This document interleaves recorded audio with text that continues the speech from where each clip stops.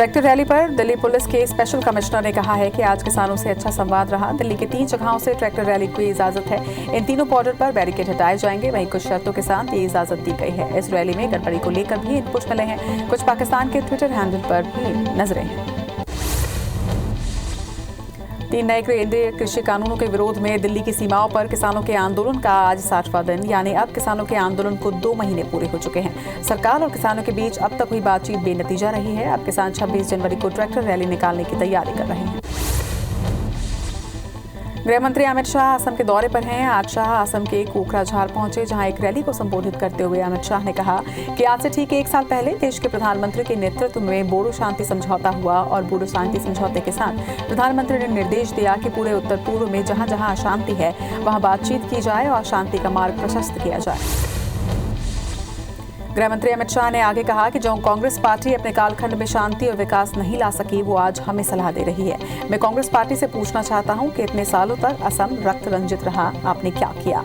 जो भी किया वो नरेंद्र मोदी की भाजपा सरकार ने किया है।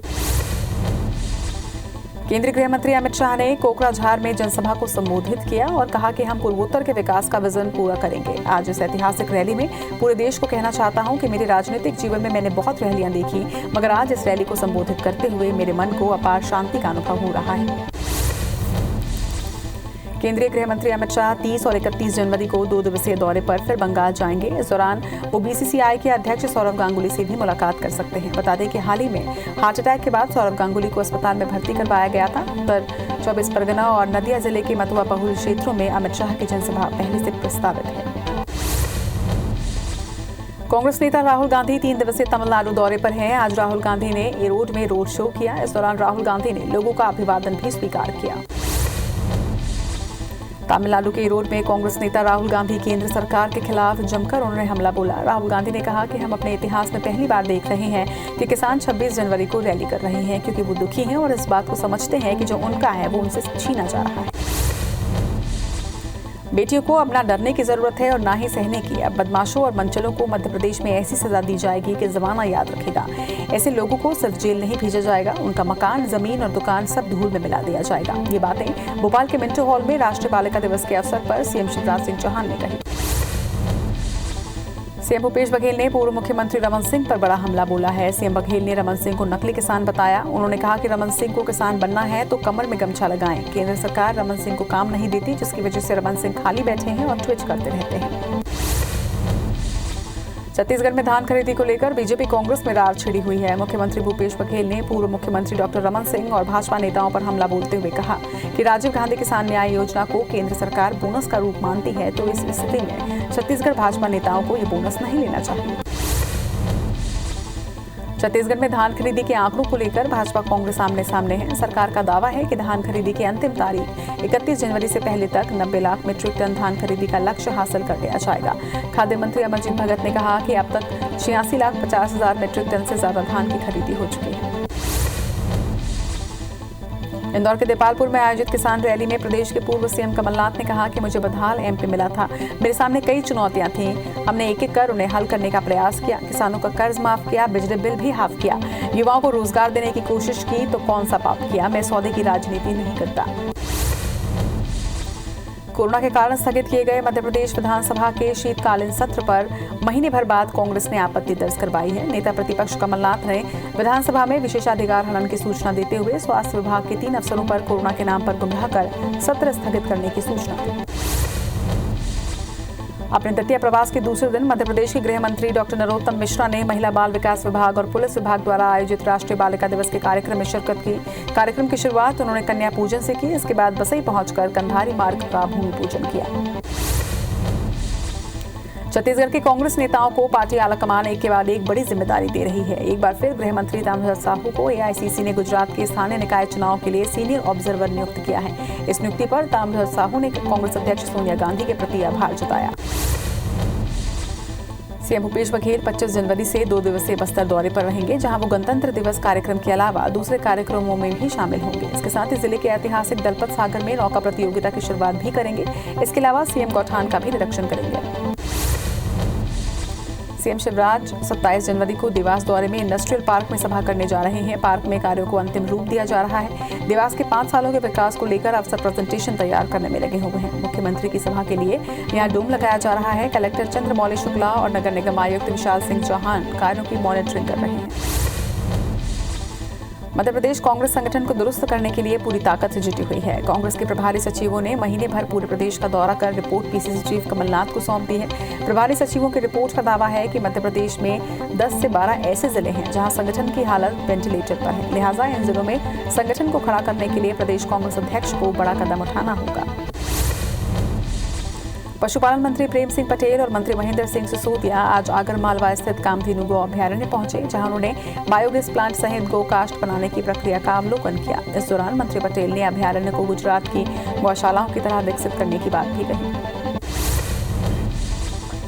गोंडवाना गणतंत्र पार्टी के राष्ट्रीय अध्यक्ष तुलेश्वर सिंह कोरबा जिले के दौरे पर रहे, जहां उन्होंने कटघोरा में प्रेस वार्ता कर पार्टी की आगामी रणनीतियों को पत्रकारों के सामने रखा। इस दौरान उन्होंने कई मुद्दों पर प्रदेश सरकार को घेरा। वहीं मरकाम ने कहा कि वन मंडल कटघोरा के खिलाफ हुए आंदोलन पर सरकार ने कोई संज्ञान नहीं लिया है, जिससे 15 फरवरी को धरना देंगे।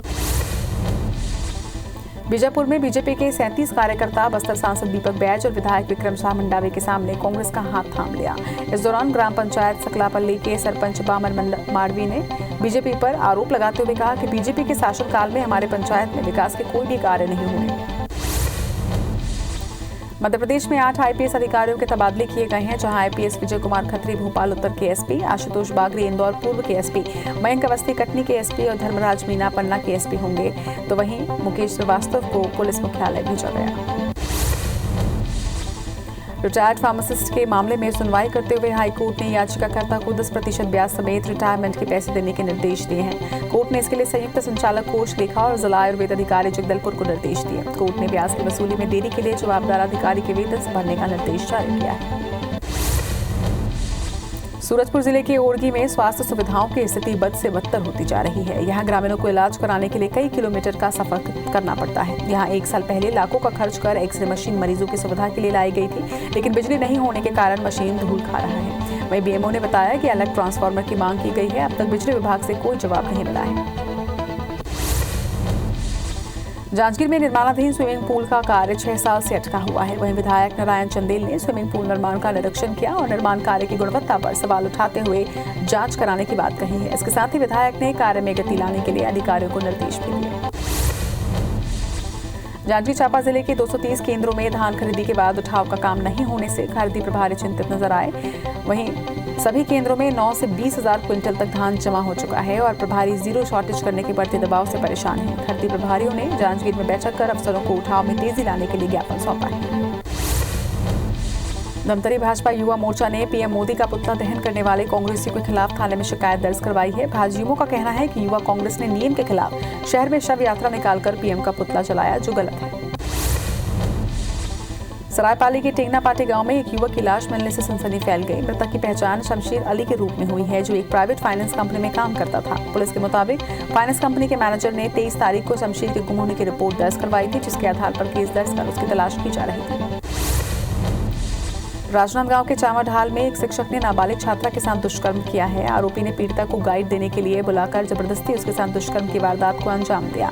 घटना की जानकारी लगते ही परिजन और ग्रामीणों ने आरोपी शिक्षक की जमकर पिटाई कर दी और पुलिस के हवाले कर दिया। फिलहाल पुलिस ने मामला दर्ज कर आरोपी को गिरफ्तार कर लिया है। मुरैना के कैलारस थाना क्षेत्र में बीजेपी नेता मोनू उपाध्याय के फार्म हाउस पर छापेमार कार्रवाई की गई। जुआ खेलने की सूचना पर कार्रवाई में 17 मोटरसाइकिल, 2 मोबाइल समेत नकदी बरामद कर पुलिस ने मामला दर्ज कर आरोपियों की तलाश शुरू कर दी है। इस मामले में एसपी सुनील पांडे ने थाना प्रभारी प्रवीण चौहान को लाइन अटैच कर दिया है। डबरा में शराब माफिया के खिलाफ आबकारी विभाग ने बड़ी कार्रवाई की है। आबकारी विभाग की टीम ने चिटौली गांव से 2,65,000 की शराब जब्त की, जिसे मौके पर ही नष्ट किया गया। माफिया ने शराब को जमीन में गड्ढा खोद कर रखा था, वहीं कुछ शराब पानी में रखा गया था। आबकारी विभाग के आने की भनक लगते ही माफिया मौके से फरार हो गए। पैसे लूटने की कोशिश में आरोपियों ने गरियाबंद के एक एटीएम मशीन में तोड़फोड़ की। पुलिस के मुताबिक अमलीपदर बस स्टैंड में मौजूद एटीएम प्राइवेट कंपनी का है, जहां आरोपियों ने तोड़फोड़ की। इस दौरान बिजली गुल था, जिसकी वजह से सायरन नहीं बजा। फिलहाल पुलिस नाकेबंदी कर आरोपियों की तलाश कर रही है। गरियाबंद के अमलेपदर में चोरों ने निजी बैंक के एटीएम से कैश चोरी करने का प्रयास किया, लेकिन कामयाब नहीं हो पाए। इसके बाद चोरों ने एटीएम को क्षतिग्रस्त कर दिया। वहीं इसकी जानकारी लगते ही पुलिस ने स्वतः संज्ञान लेते हुए सीसीटीवी फुटेज के आधार पर चोरों की तलाश शुरू की है।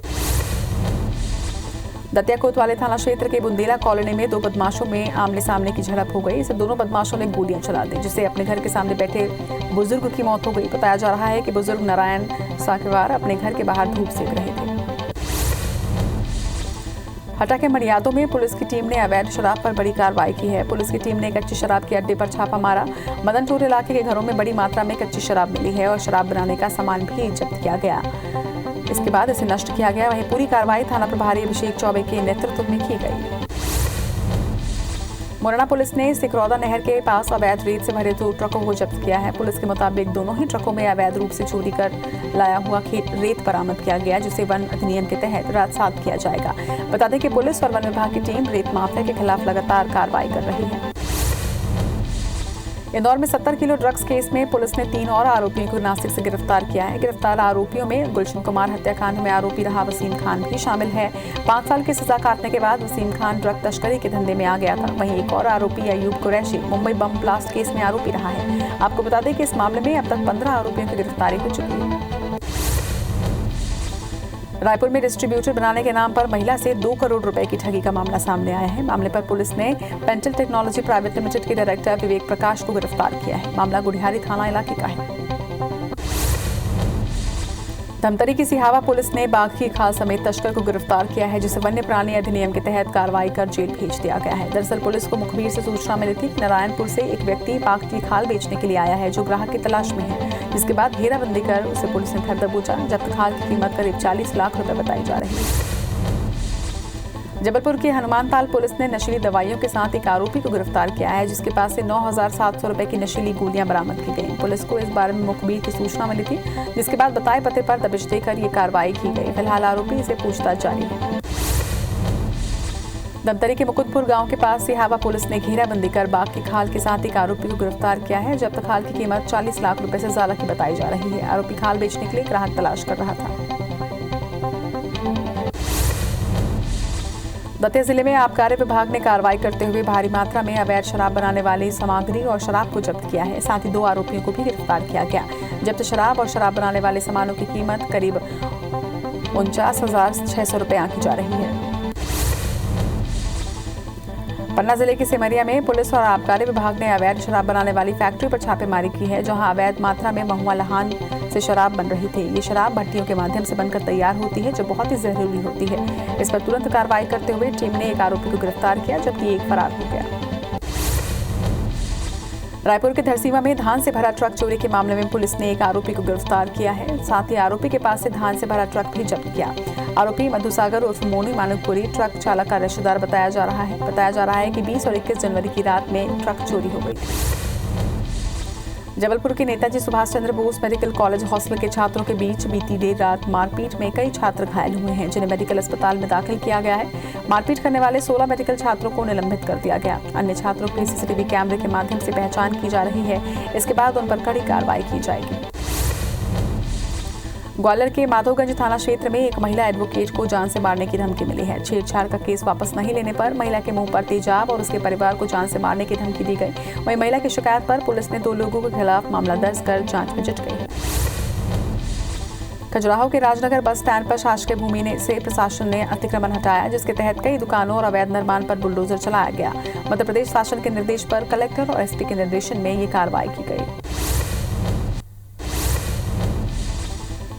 बड़वानी के खड़की पॉइंट घाट पर बड़ा हादसा हो गया। सड़क हादसे में एक बच्चे समेत 6 लोगों की मौत हो गई। सभी घायलों को सिविल अस्पताल में भर्ती करवाया गया है, जिसमें एक ही की हालत गंभीर बताई जा रही है। वहीं घटना की सूचना मिलते ही खतिया और महाराष्ट्र पुलिस मौके पर पहुंचकर जांच में जुट गई है। घटना बड़वानी से लगे महाराष्ट्र के तोरणमाल में हुई। उज्जैन के बड़नगर रोड पर पुल की रेलिंग तोड़कर एक कार गंभीर नदी में गिर गई, जिससे कार में सवार 2 लोगों की मौके पर ही मौत हो गई। वहीं सूचना मिलते ही एसपी समेत पुलिस बल मौके पर पहुंचा और कार को क्रेन की मदद से नदी से बाहर निकाला गया। कार में मिले सामान और नंबर के आधार पर मृतकों की शिनाख्त की जा रही है। नवापारा अभनपुर मुख्य मार्ग पर डोंगी तराई मोड़ के पास आज एक अज्ञात वाहन ने बाइक सवार को टक्कर मार दी, जिससे बाइक सवार की मौके पर ही मौत हो गई। वहीं पुलिस ने मामले में आरोपी वाहन चालक के खिलाफ मामला दर्ज कर जांच शुरू कर दी है। बताया जा रहा है कि मृतक ग्राम बेलटुकरी का रहने वाला था। अभनपुर रायपुर नेशनल हाईवे पर शनिवार रात एक अज्ञात वाहन की चपेट में आने से 2 बाइक सवारों की मौके पर ही मौत हो गई, जबकि एक गंभीर रूप से घायल हुआ है। तीनों धमतरी जिले के रहने वाले हैं, जो अटल नगर में मिस्त्री का काम करते थे। घटना के दिन तीनों बाइक से रायपुर की ओर आ रहे थे, तभी अज्ञात वाहन ने उन्हें अपनी चपेट में ले लिया। इंदौर के खुड़ैल थाना क्षेत्र में तेज रफ्तार डंपर की चपेट में आने से 2 लोगों की मौत हो गई है। मरने वाले दोनों रिश्ते में चाची भतीजा थे। पुलिस के मुताबिक शांति मंदिर से दर्शन करने के बाद दोनों स्कूटी से अपने घर जा रहे थे। इसी दौरान हादसे का शिकार हो गए। हादसे के वक्त एक और शख्स मृतकों के साथ था, लेकिन वो बाल-बाल बच गया। ग्वालियर के गोला का मंदिर थाना क्षेत्र में इंद्रमणि नगर के सामने एक वाहन पलट गई, जिससे 8 लोग घायल हुए हैं, जिसमें एक नाबालिग युवक की इलाज के दौरान मौत हो गई, जिससे नाराज परिजनों ने सड़क पर शव रखकर चक्का जाम कर दिया और वाहन चालक पर आरोप लगाया कि सभी लोगों को लालच देकर ले गया था। फिलहाल पुलिस ने वाहन चालक पर मामला दर्ज कर आगे की कार्रवाई शुरू की है। जांजगीर के खोखरा भाटा धान संग्रहण केंद्र में धान के स्टेक के ऊपर हमाली का काम कर रहे युवक का पैर फिसल गया और वो नीचे गिर गया, जिससे युवक की मौके पर ही मौत हो गई। सूचना मिलने पर सिटी कोतवाली पुलिस मौके पर पहुंची और युवक के शव को पंचनामा कर जिला चिकित्सालय पीएम के लिए भेज दिया। धमतरी के मरौद के पास नेशनल हाईवे पर एक चलती कार में अचानक आग लग गई। आगजनी से कार जलकर पूरी तरह से खाक हो गया। वहीं कार में सवार 4 लोगों ने सूझबूझ दिखाते हुए तत्काल गाड़ी से बाहर निकलकर अपनी जान बचाई। घटना की जानकारी मिलते ही कुरुद पुलिस तत्काल मौके पर पहुंची और जांच में जुट गई।